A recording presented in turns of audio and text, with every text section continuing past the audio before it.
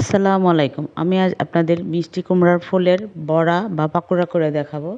আমি এখন ফুলগুলো বেছে নিচ্ছি। ফুলের ভিতরে যে রেণু আছে সেটা বের করে নিচ্ছি। বের করা হয়ে গেছে। ফুলগুলো ধুয়ে নিয়েছি। এখন একটা বাটিতে দিয়ে দিলাম বেসন পরিমাণ মতো, দিয়ে দিলাম চালের গুঁড়া, দিয়ে দিলাম হলুদের গুঁড়া, মরিচের গুঁড়া, জিরার গুঁড়া, দিয়ে দিলাম লবণ পরিমাণ মতো, দিয়ে দিলাম রসুন আর পেঁয়াজ বাটা এবং পানি দিয়ে ভালো করে গুলে নিচ্ছি। আস্তে আস্তে অল্প অল্প করে পানি দিয়ে গুলে নেব।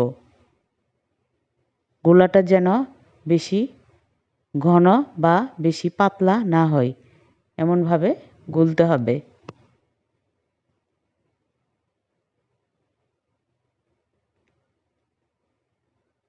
এখন একটা ফুলের মধ্যে লাগিয়ে নিচ্ছি। মিষ্টি কুমড়ার এই বড়াটা অনেক মজা লাগে। তেল গরম হয়ে গেছে। এখন একে একে দিয়ে দিব ফুলের বড়াগুলো।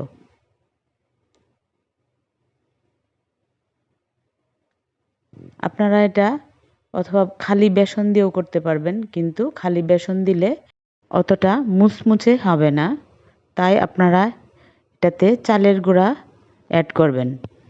হয়ে গেছে আমার বড়াগুলো, একপাশে উল্টিয়ে দিচ্ছি। আমি যখন ফুলগুলো কিনতেছিলাম তখন এক ভদ্রলোক বলতেছিল সে একাই নাকি 15-20টা এই ফুলের বড়া খেয়ে ফেলে। দেখুন তাহলে কীরকম মজা লাগে এই ফুলের বড়া। আমার এই রেসিপিটি যদি আপনাদের ভালো লেগে থাকে, আমার ইউটিউব পেজে সাবস্ক্রাইব করবেন এবং ফেসবুক পেজে ফলো দিয়ে রাখবেন। আল্লাহ হাফেজ।